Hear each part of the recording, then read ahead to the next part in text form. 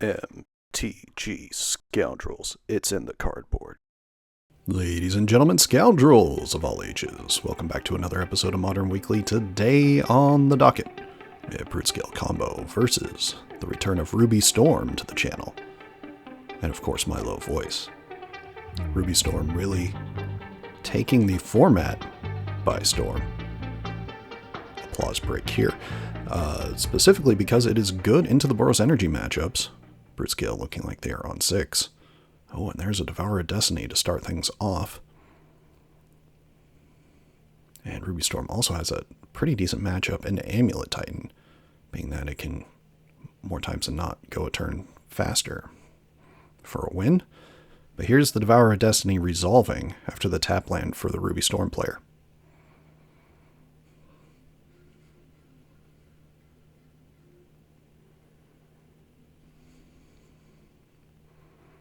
Putting one on top and exiling 3 pretty powerful cards.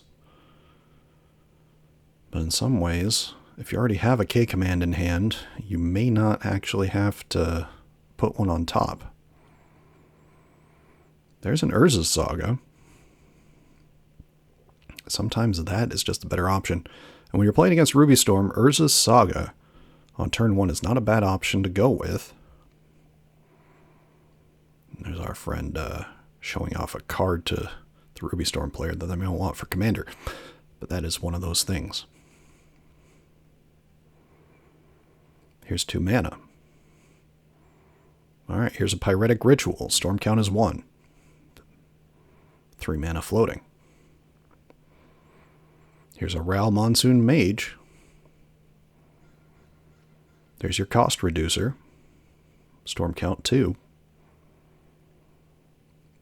Desperate Ritual. Storm count 3. 3 mana in the pool. Ral Monsoon Mage Trigger.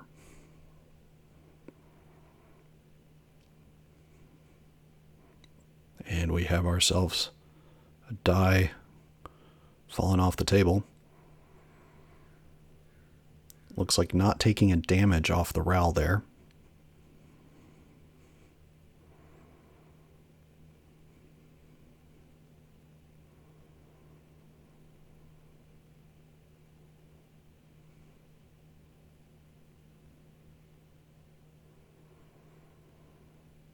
Going down to 2 mana, Storm count 4. A Reckless Impulse.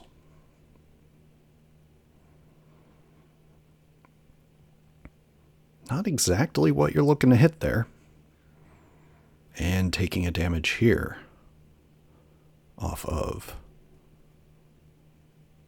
the Ral. Here's another Reckless Impulse. 1 mana in the pool. Storm count 5. Hitting an Artist Talent. That's not going to let you keep storming off, but Artist Talent is a powerful card. As we've seen with the Is It Lessons decks in Standard, and even Dredge in Modern has adopted Artist Talent. But passing the turn from there. In a lot of ways, these are 2 ships passing in the night. The Broodscale has a little bit more to interact with, or at least tools to use to interact with. And this is more of a mono-red list. As we saw, the Urza Saga went to 2.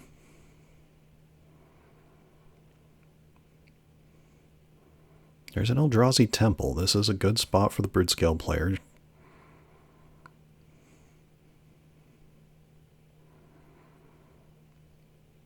Specifically lets you hold up a K command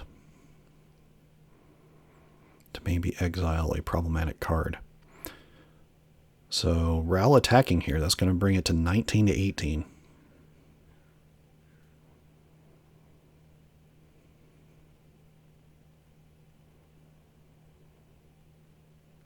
And K command's going to exile a card and make a dude.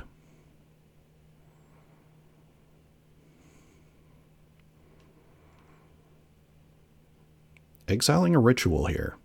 Sometimes it's better to go after those impulses, but there's so many different impulses that limiting mana can sometimes be the correct option. Put all that mana into the artist talent to get it to level 2. So it's kind of the window here for the Broodscale player. Saga triggered. Gonna go find a 1 mana or 0 mana artifact.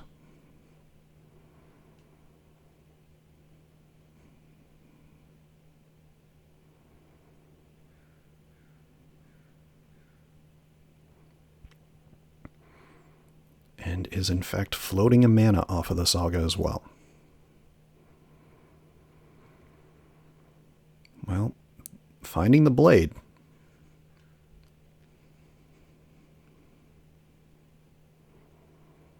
The real question is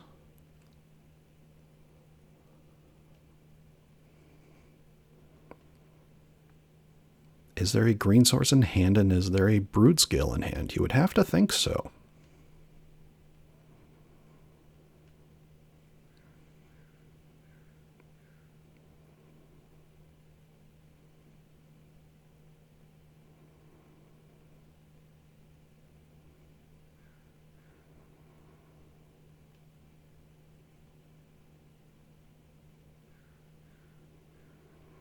There's the green source. That's a Grove of the Burn Willows.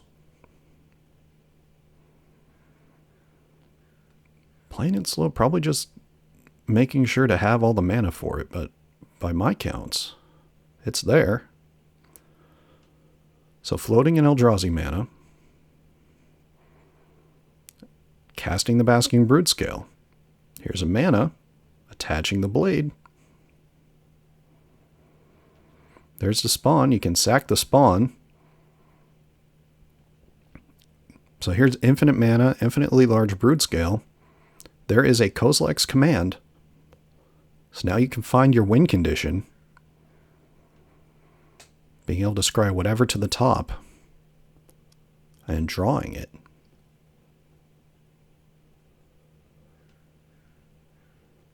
And there's the Walking Ballista, and that'll do it for game 1. Of the 2 ships passing in the night, Broodscale Combo takes the first game. Thank you all so much for watching us here at MTG Scoundrels. If you enjoy our content, please like and subscribe. Be a friend, tell a friend. We appreciate all of you that tuned in and watched our Goblin video recently. That was a lot of fun, even if they didn't end up taking it in the end, but it's nice to feature some different decks occasionally. Sideboarding here, kind of interesting. Ruby Storm not going to do a darn thing. Broodscale, however, definitely playing a cage or 2 in the sideboard. And possibly playing a Thief of Existence. Or at least bringing them out. Which may or may not be correct. In some ways, you kind of just want something cheap to interact. So that way you don't have to think about it too much. But you will definitely see cards such as Vexing Bauble be taken out here. It's really not good in this matchup. You're going to rely somewhat on Kozilek's command, because that lets you exile a certain amount of things out of the graveyard of Ruby Storm. Grafdigger's Cage is also very important in this matchup. As I just mentioned, Haywire Might definitely going to stay in, and if there's another copy on the board, that'll come in as well. Mostly just because you can exile that Ruby, at least on turn 2. It will make it a little bit more difficult. Granted, Ruby Storm tends to be able to draw itself into more cost reducers pretty quickly. If you think about it, they do in fact play about 10 of them if you count artist talent.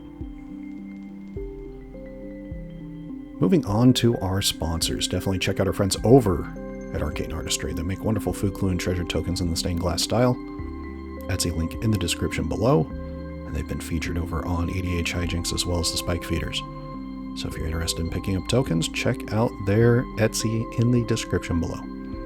And of course, check out hosts of our channel, Grove Warden Games, a wonderful place to storm out. A link to their storefront is in the description below as well. And they are going to be moving forward with upgrading their TCG options in terms of buying singles online, so definitely check that out. And of course, check out artists of our channel. Sean Gerard makes wonderful art for our channel, makes our videos a little less boring.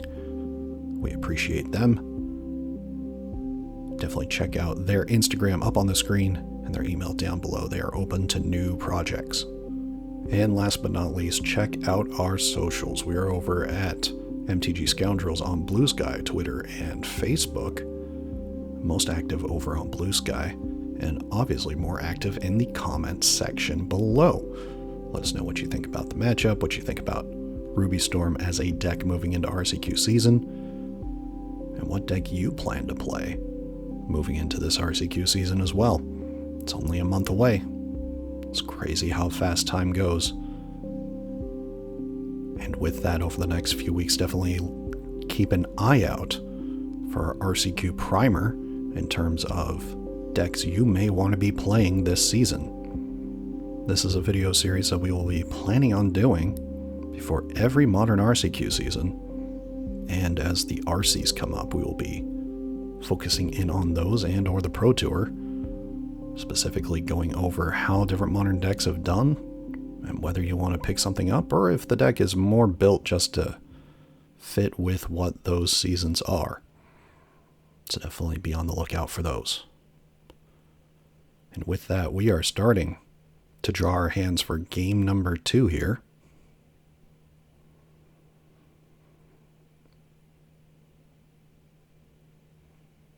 Looks like Broodscale might be keeping.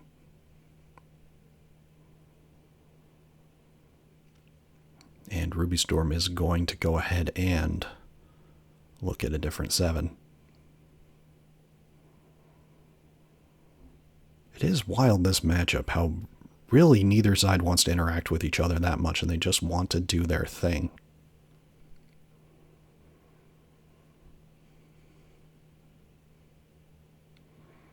Though you will see some Ruby Storm lists splashing white, specifically for wish targets in the board. Yeah, they can rely on Mana Morphos to try to make white as well, but sometimes just being able to have the mana already to cast things such as Prismatic Ending, and Wear Tear, it's pretty effective, and they can also play Orum's Chant as a card in the board to really make it difficult for them to be interacted with.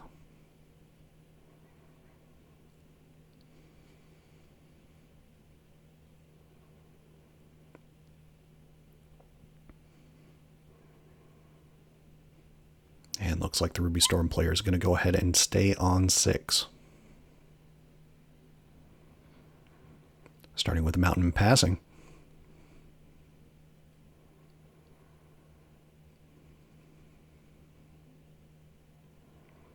Forest Impasse. Good clean magic here. Basics all around. Oh no, Ruby Storm missing its second land drop.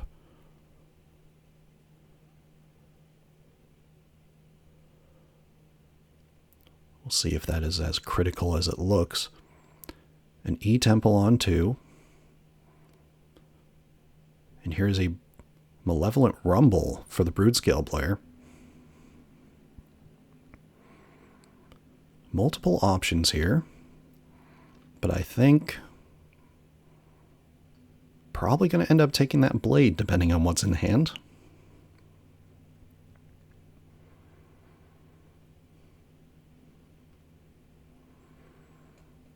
Yep, went ahead and took that Blade of the Bloodchief.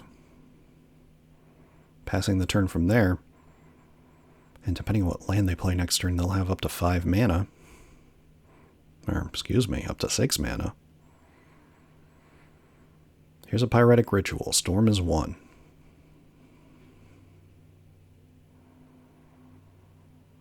Three mana floating. Using 2 of it. For a Ruby Medallion, there's the cost reducer.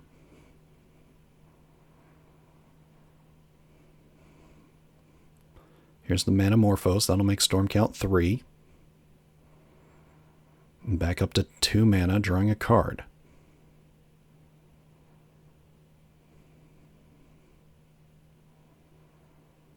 Going to 1.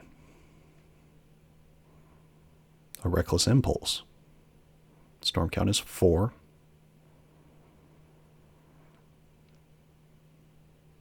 Hitting the Past in Flames. And a Hero's Hangout. Hero's Hangout has become a great card for this deck. But of course, every Storm player prefers certain things over other things.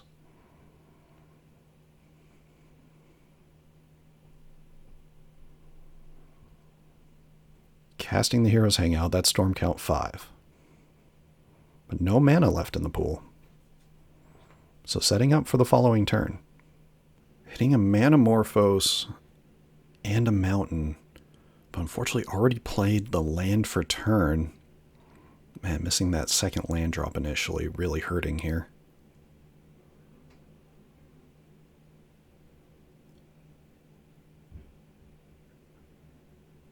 And passing from there.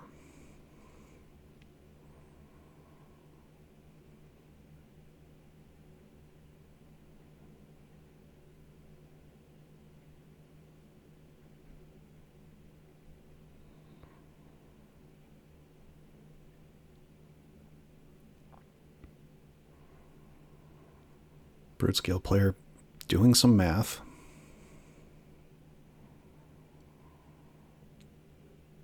There's another Eldrazi Temple, but ultimately the blade would already have to be on the battlefield.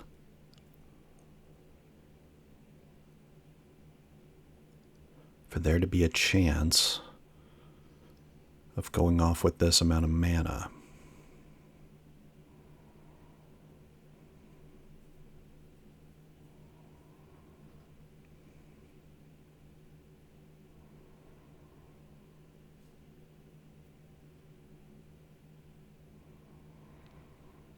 Okay, deciding to sack the spawn, and there's a Boseiju to deal with the Ruby Medallion. So that could possibly slow down the Ruby Storm player next turn. Or if they have another cost reducer, they will in fact have to use 2 of their mana to be able to start going off.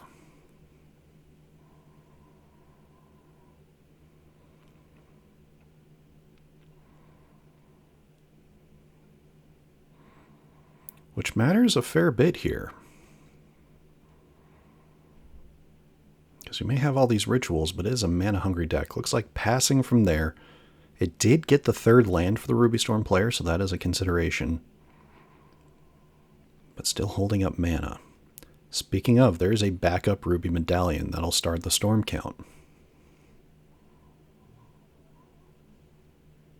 Casting a Manamorphose. Drawing a card. Going up to 2 mana. And Storm count is 2.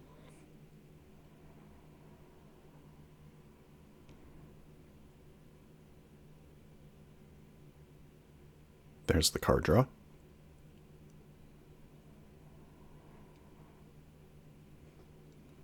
Going down to 1 mana. Casting an Artist Talent. Storm count is 3.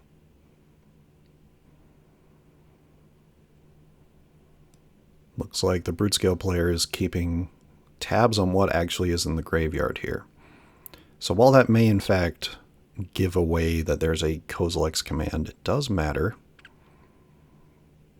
Looks like there is a Pyretic Ritual in there.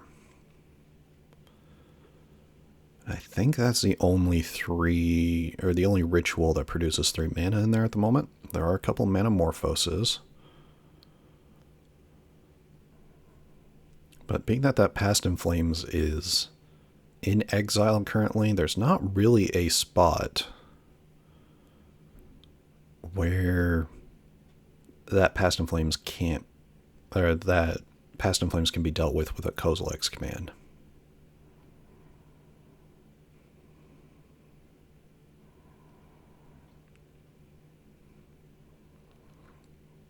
But the Ruby Storm player also needs more mana.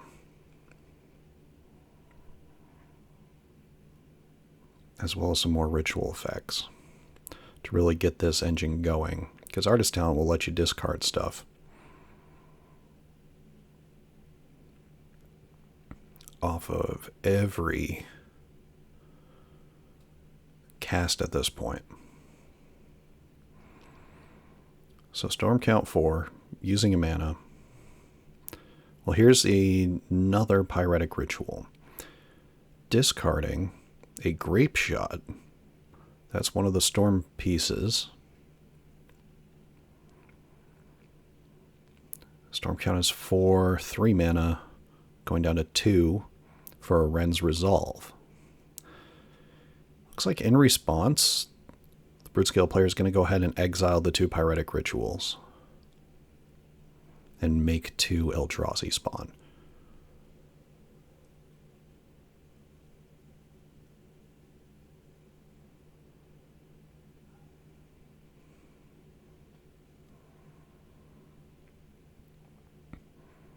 Well, there is a land for turn and another Wren's Resolve. Casting the Wren's Resolve.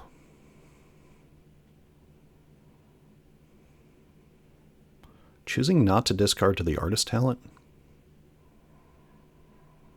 And here, well, that would be why. Reckless Impulse, being able to still keep digging. Oh, and not hitting another ritual effect. Or excuse me, less about the ritual effect here, and not hitting another impulse effect. Casting Strike It Rich. We're at Storm Count 9. Making a treasure.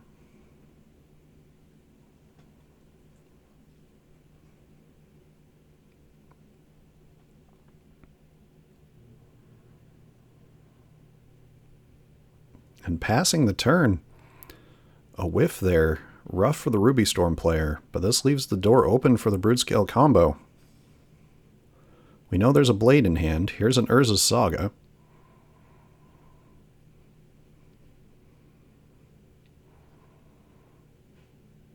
There is Blade of the Blood Chief. There's Basking Broodscale floating in Eldrazi mana.